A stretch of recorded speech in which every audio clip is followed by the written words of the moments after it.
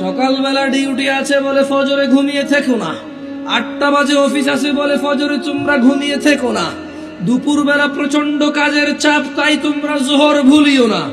লা তুলহিকুম, তোমাদের এই স্বর্ণ, তোমাদের এই রূপ্য, তোমাদের এই টাকা হীরা মানিক মণিক্য, তোমাদের এই আয় উপার্জন, তোমাদের এই জায়গা জমি, তোমাদের এই বিল্ডিং, টাকা কড়ি যাতে তোমাদেরকে রবের জিকির থেকে না ভুলিয়ে দেয়।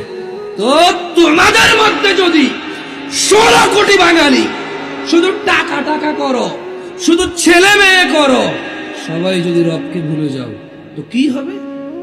রব বলছে ওমান ইয়াফআল যালিক, যে ব্যক্তি ছেলে সন্তানের টাকার মোহে পড়ে আল্লাহকে ভুলেছে, যে ব্যক্তি যেই হোক, এই দেশের 16 কোটি আর ইন্ডিয়ার 140 কোটি আর চায়নার 130 কোটি, এই টোটাল 250-300 কোটি মানুষও যদি 1000 কোটি পৃথিবী বর্তমানে মানুষ যারা পরিসংখ্যান করে তাদের মত অনুযায়ী 1000 কোটি মানুষও যদি সম্পদ আর সন্তানের পিছনে পড়ে যদি রবকে ভুলে যায়, রব বলছে ফাউলাইক, 1000 না যদি 100,000 কোটি মানুষ যদি ভুলে যায় রবকে, হুমুল খাসিরুন, 100,000 কোটি মানুষ ক্ষতিগ্রস্ত হবে।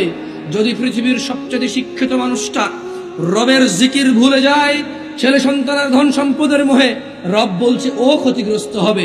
যদি কোনো মসজিদের ইমাম ভুলে যায় ক্ষতিগ্রস্ত হবে। যদি আজকের এখানে লেকচারার জামশেদ মজুমদার কালকে ভুলে যায় রবকে, জামশেদ মজুমদার ক্ষতিগ্রস্ত হবে।